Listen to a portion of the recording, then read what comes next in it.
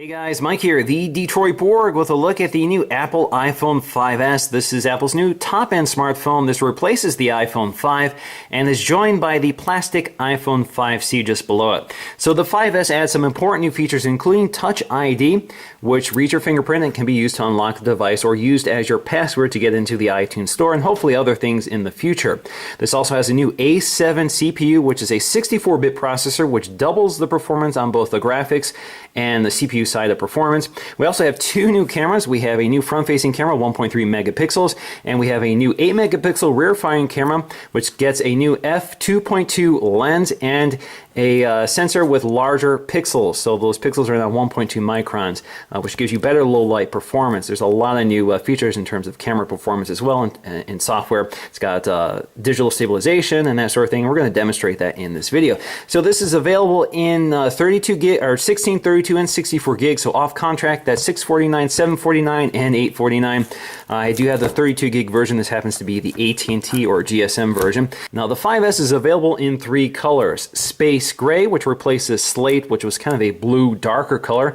We also have gold, and we have the existing silver and white version. So we have three colors to pick from. They're all the same price. Gold is the most popular right now, and I couldn't secure one like I wanted to. And this is not the official phone. This is just the rear shell of it. It gives you an idea of the coloring. And this is also the iPhone 5, but the coloring is the same. So it gives you an idea of the color differences, and we're going to take a look at that in this video. So let's go ahead and unbox this and take a look. So they did have to activate this in the store, so we couldn't leave the store without activating it, so it was open for me. So here is the iPhone 5S. You can see it's got that space gray color, very different than that slate color, and I do have a slate color device we can compare this to, so we'll take a look at that in just a moment. So let's take a look at the packaging before we get to the phone. So we do have our ear pods complete with the carrying case, just like the iPhone 5. We have our wall adapter, which still is that has that yellow indicator or green indicator telling us that this is not one of the recalled units. That dates back quite a few years now. And we have our USB to Lightning connector for charging and syncing your device. Now we also have our literature underneath our plastic tray designed by Apple in California. It looks like they've changed this design a little bit. It's still an envelope, but it doesn't open up completely. You can see our literature inside, iPhone 5S, and looks like this is the white and silver version. Actually very nice. So it just points out the buttons, points out Touch ID, and we're going to take a look at it, of course. Apple or iPhone info, and of course we have our Apple stickers. Now I know I have a lot of international viewers here, and you're probably wondering, where is the SIM ejection tool? And unfortunately we don't get that on the carrier locked versions in the US. So this is the AT&T version. We don't get that SIM ejection tool. So I guess they don't expect us to replace the SIM. Alright, so we have our phone. So let's go ahead and lift up our screen protector. And we're going to lift up the other screen protector on the back. Alright, so let's take a close look. Now the first thing that jumps out to me is this new home button. So this is integrating Touch ID. So they've redesigned the home button. So you can see they've removed that square pattern from the center of the home button. It's also surrounded by this metal ring. Now the metal ring is actually color keyed to the body of the phone. So you have the space gray metal ring matching the space gray of the body of the phone. So this would be gold if you got the gold phone, silver if you got the silver phone. This has a sapphire crystal lens, so it kind of looks a little bit different, or reflects the light a little differently than the rest of the phone. So it does stand out a little bit. It's not as integrated. So for example, if you look at something like the iPhone 5 here, you can see we have our home button here, which is that convex shape with that square icon in the center. This is just kind of more flat, and you got that metal ring around it. So it feels a little smaller just because it's kind of in the same overall footprint of the existing home button, but the button itself is slightly smaller for that ring. Now that ring is there to allow the phone to determine if you're touching it to activate the Touch ID feature. Now the design is pretty much carried over from the iPhone 5, so you still have that beautiful, thin, lightweight aluminum unibody construction with the glass trim pieces at the top and bottom, which are color matched to the glass on the front. So on the side you can see we have our mirrored chamfered edges, one of my favorite details here. You can see just how precisely this device is designed and assembled. Everything fits absolutely perfectly. There are no gaps.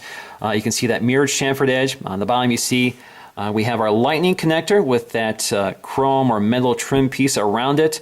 We have this is our mouthpiece or microphone. We have our headphone jack. We have our speaker. Along the side, you'll find your SIM tray. This is a nano SIM. In fact, they've even color matched the SIM tray here, so if I eject it, you can take a look at that. So I'm just going to eject that SIM tray using a SIM ejection tool. And you can see the SIM tray, again, supports a nano SIM. Fits absolutely perfectly here. So if you see it installed, absolutely no gaps around that SIM tray. Up top, you see your antenna brakes here. So you see antenna brakes on either side. This is part of the antenna system here, which allows the antennas to insulate from each other. Up top, you see your earpiece. This is your front-facing camera, now an improved 1.3 megapixel camera. You also have your sensor, your proximity sensor right here, which is hard to see on the dark version. Now, if you got the white version, you'd see it right there. Up top, you have your sleep-wake button. On the other side, you have your mute switch as well as your volume controls. Now, there are a few other design differences on the back besides the color. So you see we have a new thinner iPhone font. So if you bring up the iPhone 5 here, you can see slightly thinner. It also looks like it's slightly larger than the iPhone 5. Up here you see our new camera and LED flash. So if you look really closely here, we have a single LED flash on the iPhone 5. This is also true of the iPhone 5C. We have our camera and our microphone. Up here you see we now lose the chrome rings or metal rings around those elements. Instead, it's just a flush piece of glass. Again, we have a new 8 megapixel sensor, just like the iPhone 5, but it's a larger active area, so they're able to increase the size of the microns for increased low light performance. You have that new true tone flash, that dual LED flash. In fact, you can see the color of the LEDs. You see the warmer color and cooler color, so they're able to change the color temperature of the flash depending on the scene. And you can see that the microphone back there is a slightly different design. It's more rounded as opposed to the oval design on the iPhone 5. Now, just to show you the available colors, so we have space gray, we have silver, and we have gold. So that gives you an idea of the color palette that's available. You can see that the silver and gold have the white trim pieces with the white front panel. So that is pretty much unchanged. So the space gray is the only one with the black front panel. Now, just to show you the color differences between space gray and slate, so we have an iPod Touch in slate. This was the same color as the slate on the iPhone 5. So you can see it's quite a difference here. So this is a much darker color. And this is a bluer color versus this grayer color. I actually like this quite a bit better. Now, they probably did this because the durability of the slate color wasn't very good. It was easy to chip and scratch. So this color is a little more durable. It's the way they've treated the metal this time. So hopefully this should be more durable for people who were concerned about the slate color scratching too easily. All right, so let's go ahead and boot this up and set it up for the first time. This will allow me to show you how to set up the new Touch ID fingerprint sensor. Now, of course, the iPhone 5S and 5C launch with iOS 7, which in itself is a massive change from iOS 6. But let's go ahead and set this up for the first time so you can see the setup is a little bit different with iOS 7. We're going to select our language. I don't have a SIM card installed just yet. So we're going to select my country. We're going to log into my Wi-Fi network here. All right, so I do need to install a SIM in order to activate this phone. So I'm going to pull one out of my iPhone 5. All right, let's try again. Okay, we're going to enable location services. We're going to set this up as a new iPhone for now. I'm going to sign in with my Apple ID. Now it's asking me if I want to use iCloud, and yes, I do. And it's also asking me if I want to set up Find My iPhone, which I also want to do. Now my next screen reveals my accounts for iMessaging, which I don't want to reveal, so I'm going to click Next. Now I get to set up Touch ID. So let's go ahead and set that up now. Basically, all you have to do is touch your finger to the sensor, and it will coach you along. And as you can see, it fills up the screen, or the fingerprint here. So you keep doing it until it's all completed. Now it wants me to capture the edge of my finger, so let's go ahead and do that.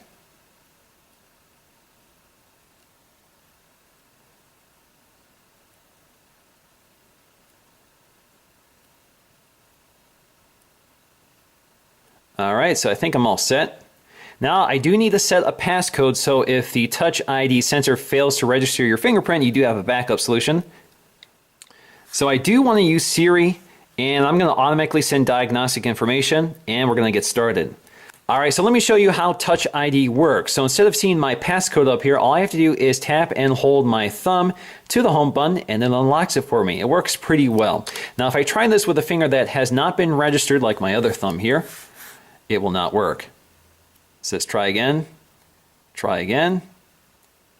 and it takes me to my passcode if the third try fails. Now you can add up to 5 fingerprints here. So if you go to General, go to Fingerprints, passcode and fingerprints, enter in your passcode. You can see if we go to fingerprints here, we have the option to edit the fingerprints or add additional fingerprints. So if you go to edit here, you can even name them. So if you tap on them, you can name this right thumb or whatever. So let me go ahead and name this right thumb. All right, so I'm done. So I'm going to go ahead and add a fingerprint, and I want to do my left thumb. So what I'm going to do is just tap my left thumb to the sensor and go through the training process. All right, so now I want to train the edges of my finger.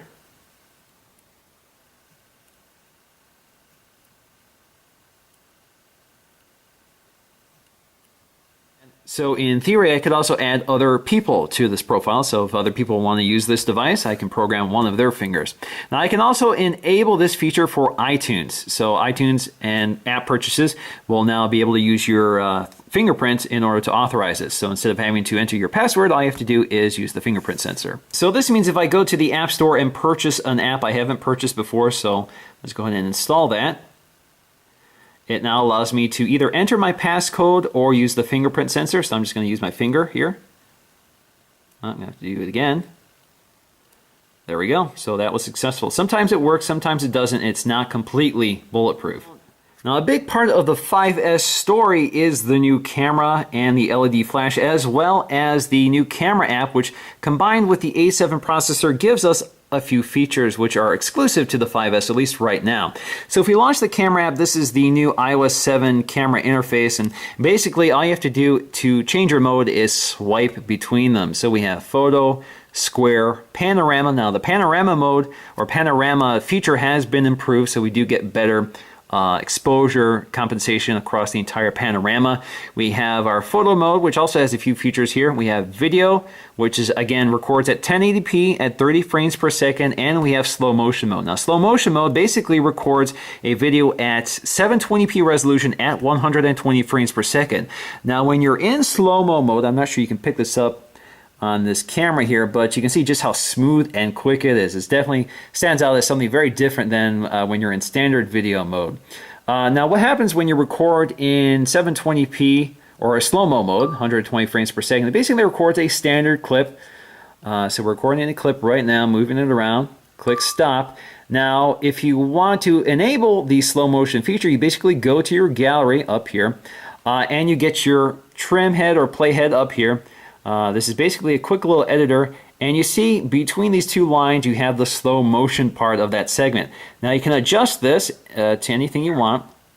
You can tap on the video to activate it here.